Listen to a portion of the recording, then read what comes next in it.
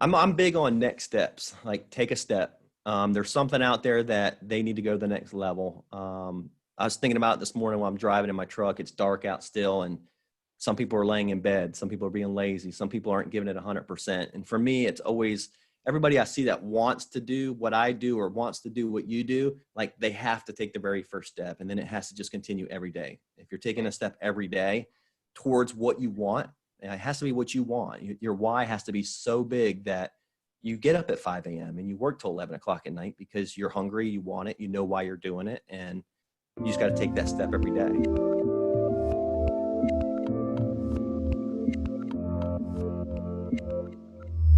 Hey everyone, this is Devin Miller here with another episode of the Inventive Journey. I'm your host, Devin Miller, the serial entrepreneur that's built several businesses to 7- and 8-figure companies, as well as the founder and CEO of Miller IP Law, where we help startups and small businesses with patents and trademarks. And today we have another great guest on the podcast, Paul Tompkins.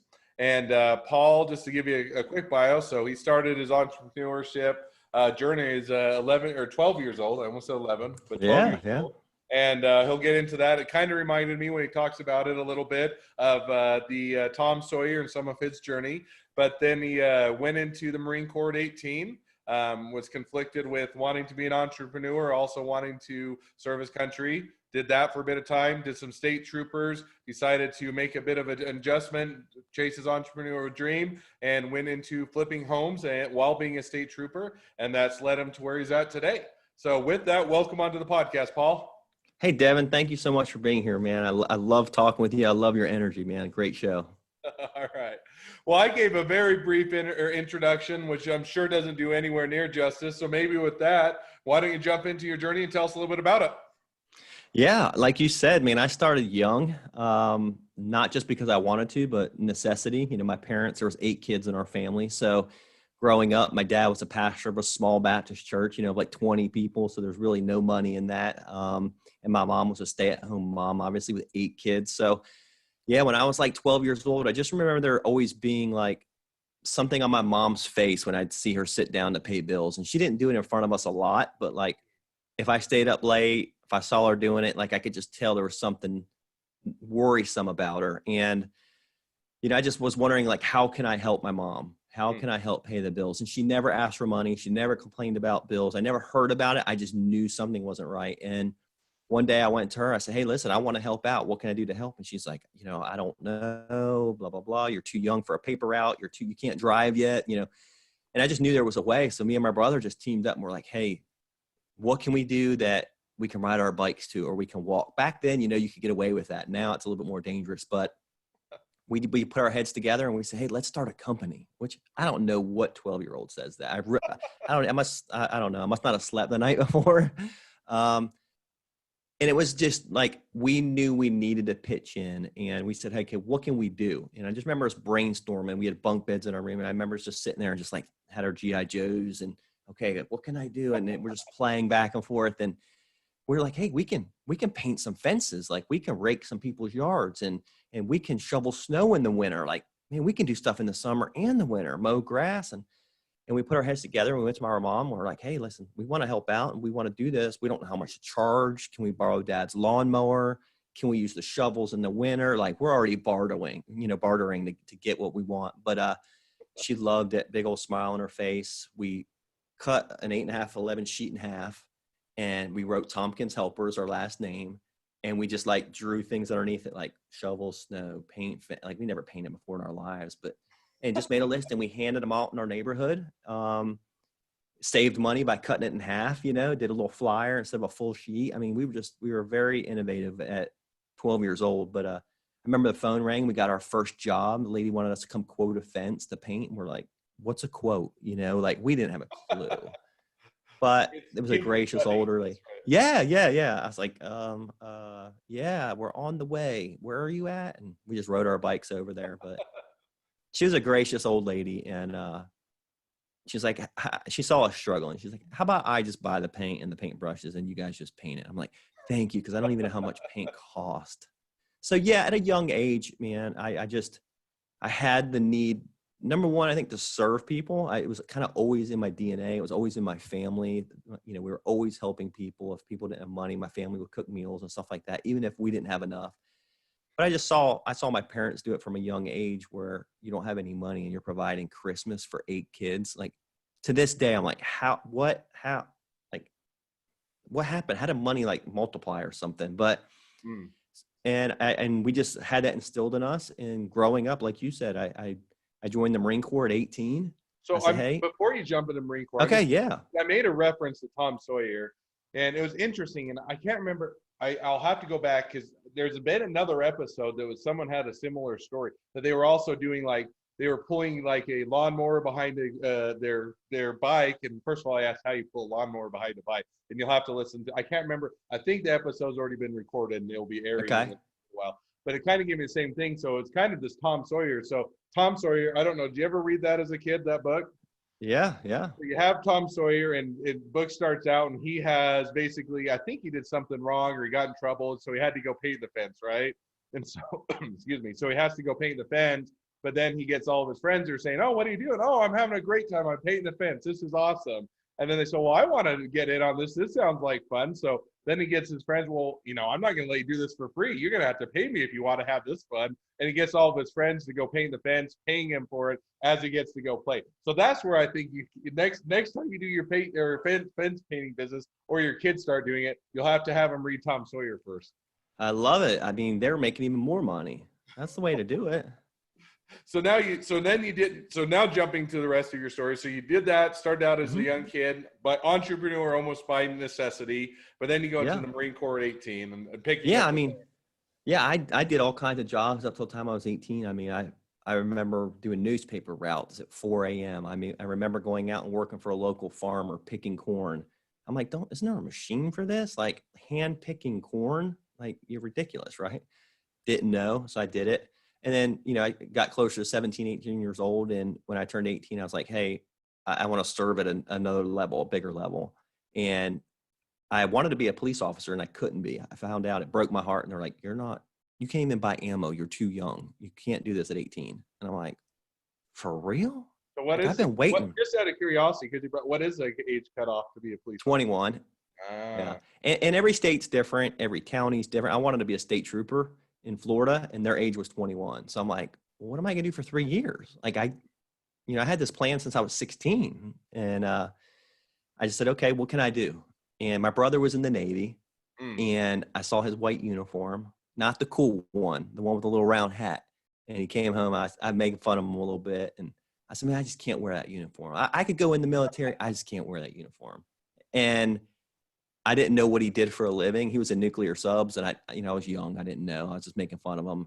And then when I became a Marine, I was like, oh, okay, we don't mess with you or Navy corpsmen because you destroy stuff. Corpsmen save our lives. Got it. Love the Navy. But I said, I got to go into the hardest thing. If I'm going to go in for 4 years, I got to get in the hardest thing. And it was the Marine Corps. And I was like, okay, that's what I'm going to do.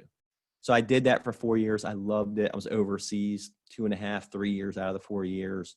And again, I'm like you said, I was struggling with that. I want to be an entrepreneur. Well, in the Marine Corps, they tell you when to go to the bathroom, when to eat, where you're going, when you're going to sleep, what time you're waking up, what time you're working out. And I'm like, man, this is cool. But like, so after 4 years, I'm like, all right, I'm out. And enjoyed it thoroughly. And then went in to be a Florida State Trooper and did that for 10 years. Loved it. And then 6, 7 years in, I started kind of getting bored, which is crazy because I worked the north side of Jacksonville, which is heavy crime. I mean, I was in foot chases, car chases every day. I mean, I was in the jail sometimes twice a day. I'm going to dive in just because. Do it.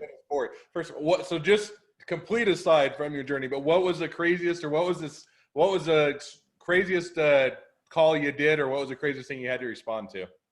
Oh my gosh. I think for me, I arrested everybody, I feel like, but we get a call one day where there's a guy on the interstate, and we have what's called road rangers down here where they're like in the inner city. And if you break down, they have these little trucks, State Farm pulls behind you and they help you.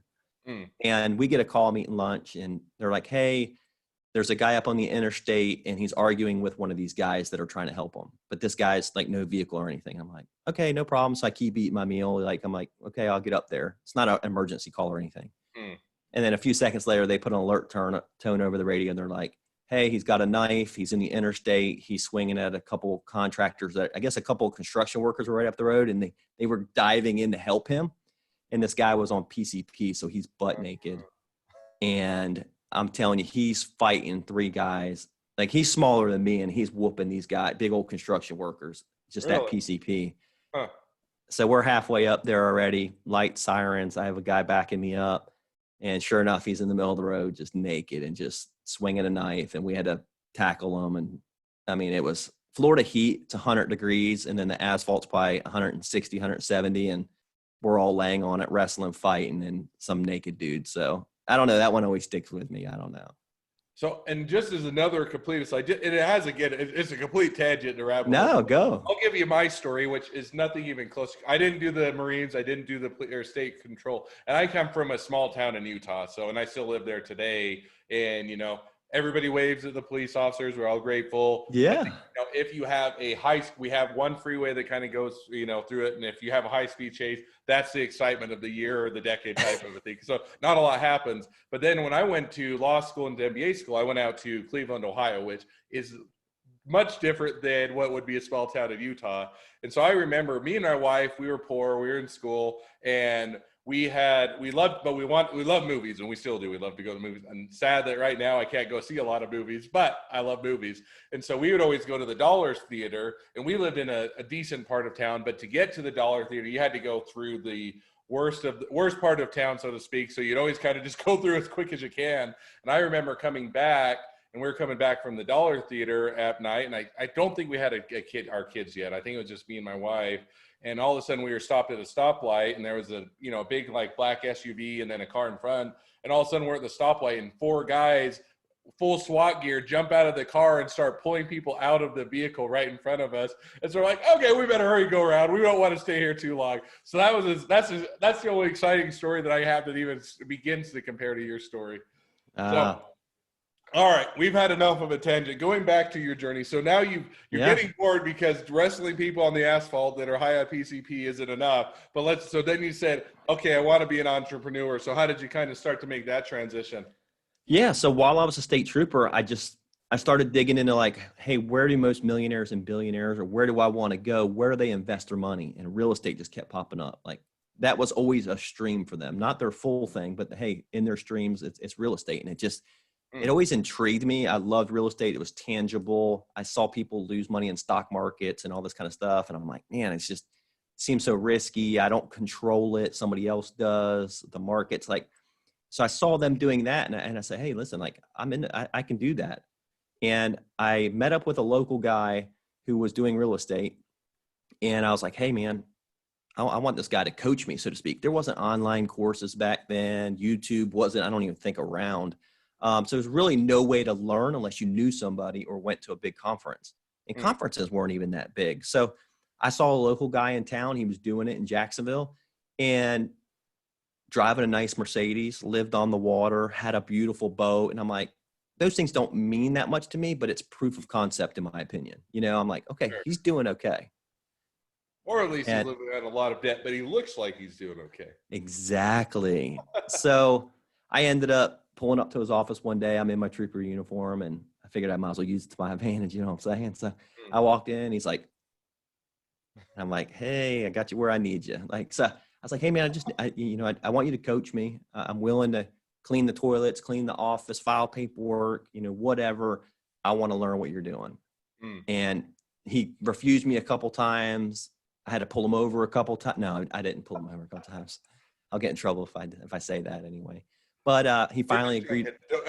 Yeah. If any troopers are listening, that was not really true.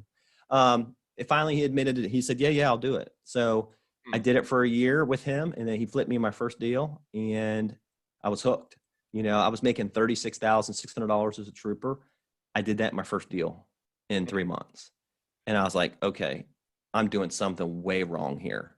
And I wanted another stream. I needed something else because I was, I had to work probably 16 hours a week of overtime to make $50,000.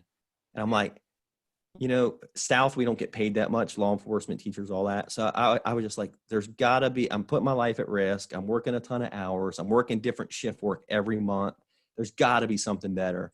And real estate just turned out to be that vehicle for me. And I started doing deal after deal, and one deal turned into 2 deals. And I said, okay, I sold 2, let me buy 3. And then 3 turned into 6. And then within 2 years, I was doing 8, 10 deals a year and making $40,000 to $50,000 per deal. So I'm clearing $300,000 part-time while I'm still a full-time trooper. And I'm like, I got to get out of this. Like, I just need to go real estate full-time. And my coach is like, hey, just give it a little bit more time. Like, I want you to see every season. I want you to have all these hurdles now while you still have a job. But, when it's time to pull the trigger, you'll know.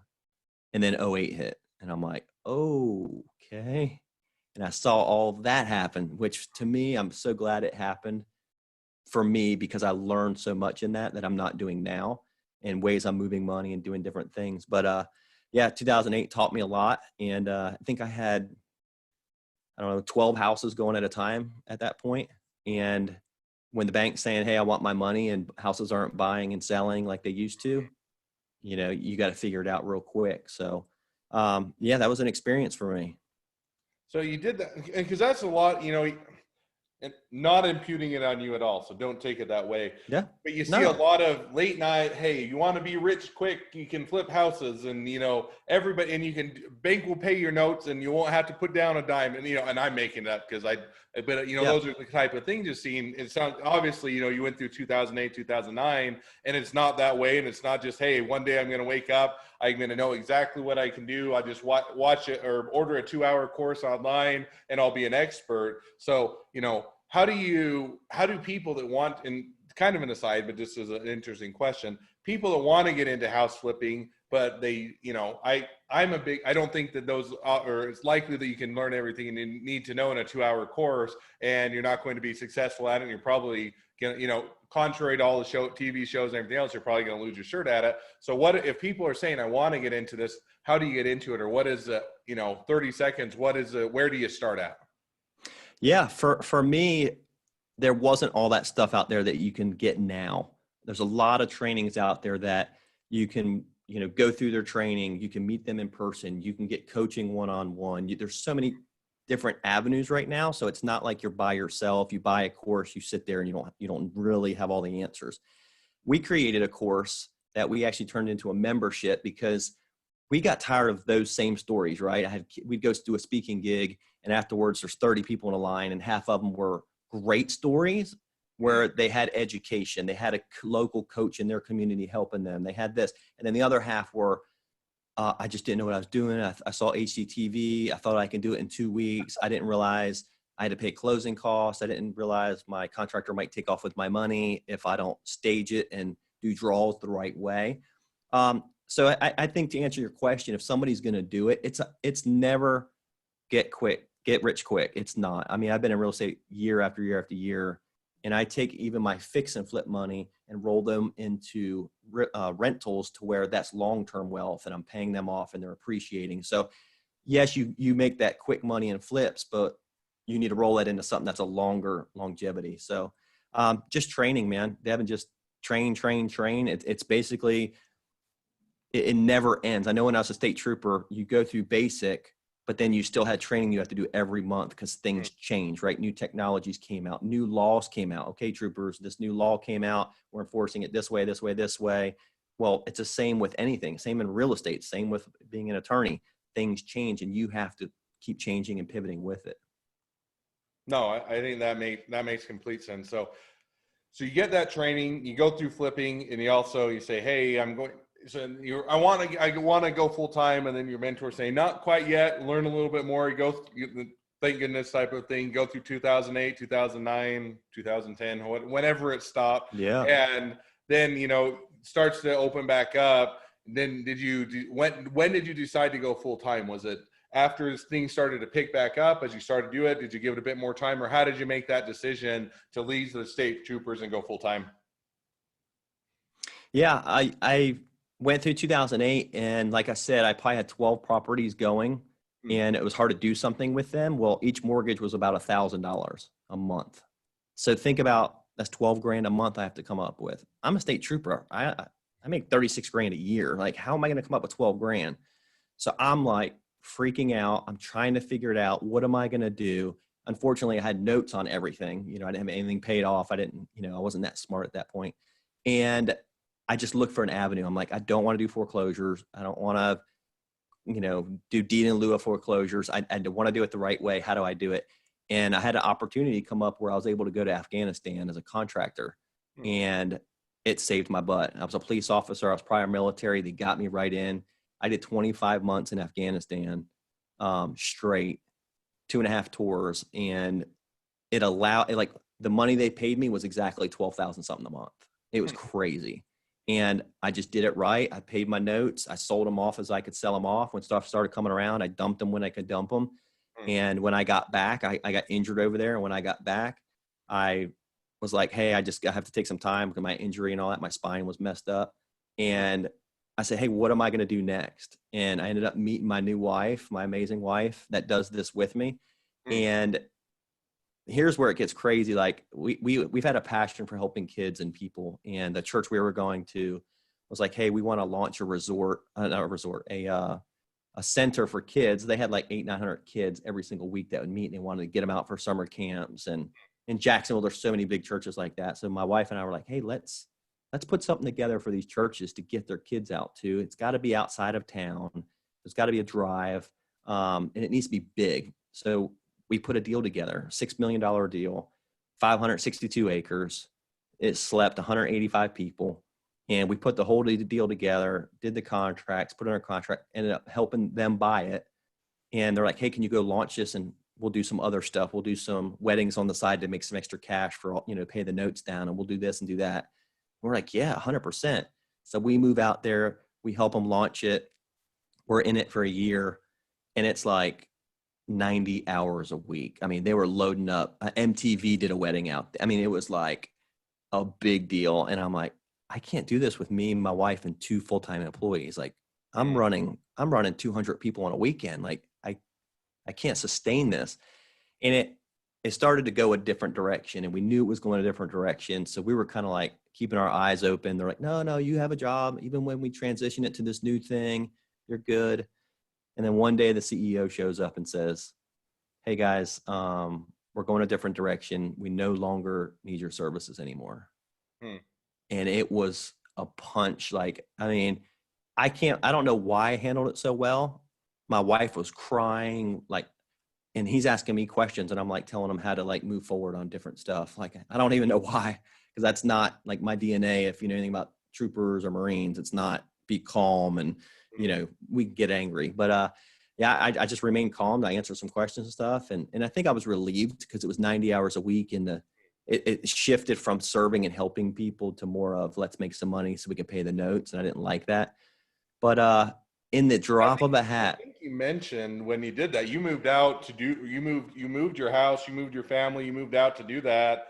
And you were only out there for a little over a year. And then you guys got it set up, and then basically new management came in and fired you guys all. So you're looking and saying, we just uprooted everything. Now what do we do? And so I think you mentioned you took 30 days, kind of pondered, thought what you could do, figured it out, and you decided to go real estate full time. Is that about right? Yeah. We couldn't move back home. We didn't have jobs. We didn't have proof of income. I couldn't buy another house back in Jacksonville. So I'm like, man, what am I going to do? So literally we agreed. We're like, hey, we're upset right now. We're angry right now. We feel betrayed even a little bit. We don't want to make a decision when we're like that. Let's take 30 days and figure this out. And I kept thinking, like, what am I going to do? What can I do? What can I do? What can I do? And I'm like, wait a minute, I had fun doing real estate part-time. And I'm like, man, if I did this full-time, and my wife went to school for design and she loves staging properties and she's great. And I just like looked at her, we had a conversation, and Devin, within like a week after that, I'd already bought my first house. Like, we were off to the races, and that's where we went full-time in it. So we've probably been in it 7 years now. And I mean, we're full-time, we're flipping, 40, 50 houses a year, 18, 20 at a time, and loving every minute of it. No, that's awesome. So That's a cool journey. Well, there is so many more things that'd be fun to dive in on, but we are reaching towards the end of the podcast. So I always ask 2 questions at the end. So maybe we'll take a second and go there. So first question I always ask is, so what was the worst business decision you ever made? Working for somebody else. Like I've learned never to allow someone else to control my destiny. That just sticks in my brain. When somebody can come in and take your salary away from you at any time, your retirement. I see people, they retire at 30 years and at year 29, we're downsizing. Like to me, when I work for somebody else, I don't control my own destiny. I'm not able to dream as big as I want because I'm working for somebody. I'm working at their dream and for their goals. So I think that was probably my worst decision, because I know my best decision was when I said, I'm going to go do it for myself. And there's no cap. There's no level. There's no ceiling. I can go wherever I want. No, that's interesting. So, and I think that is probably one of the common notes of either I wish I'd got started sooner, or I wish I jumped in earlier. And I think that's a common. I think a lot of entrepreneurs kind of get that same point as you get a chance to look back and say, what was the biggest mistake I made? All right. Second question I always ask is, so now you're talking to someone that's just getting into startups, just getting into small businesses. What would be the one piece of advice you'd give them? I'm big on next steps. Like, take a step. There's something out there that they need to go to the next level. I was thinking about it this morning while I'm driving in my truck. It's dark out still, and some people are laying in bed. Some people are being lazy. Some people aren't giving it 100%. And for me, it's always everybody I see that wants to do what I do or wants to do what you do. Like, they have to take the very first step, and then it has to just continue every day. If you're taking a step every day towards what you want, and it has to be what you want. Your why has to be so big that you get up at 5 a.m. and you work till 11 o'clock at night because you're hungry, you want it, you know why you're doing it, and you just got to take that step every day. No, I think that's, taking that next step, figuring out what the next step is and taking it and not waiting or delaying is a major part of being a successful entrepreneur. Definitely. So now as we wrap up, so people want to, whether it's learn more about flipping houses, learn all of your, or hear more of your stories about being a state trooper, anything in between, or any other reason to reach out to you, what's the best way to connect up with you? Just go check out our website at Flippin, Flippin. There's no G on it. Flippin Experts. And they can follow us on social media. They can check out real estate. We do motivational stuff. We give away free training. Any way we can help them, they can get a hold of us through any of those means, and we're happy to serve them. Awesome. Well, I definitely encourage everybody to take advantage of all the free resources you provide, the trainings and mentorship and all the information, and or just pick your brain if they're wanting to get into real estate or anything else. Well, thank you for coming, or thank you again for coming on the podcast. It's been fun to hear your journey. Thank you. And for everyone else, now that if you have a journey to tell, if you'd like to come on the podcast, feel free to go to inventivejourneyguest.com. Sign up to be a guest on the podcast. If you're a listener, make sure to click subscribe so you can hear this episode and all the new episodes. And lastly, if you ever need any help with patents or trademarks, feel free to reach out to us at Miller IP Law. Thanks again, Paul. I wish you the next journey or leg of your journey even better than the last. I appreciate it, Devin. Thank you for having me.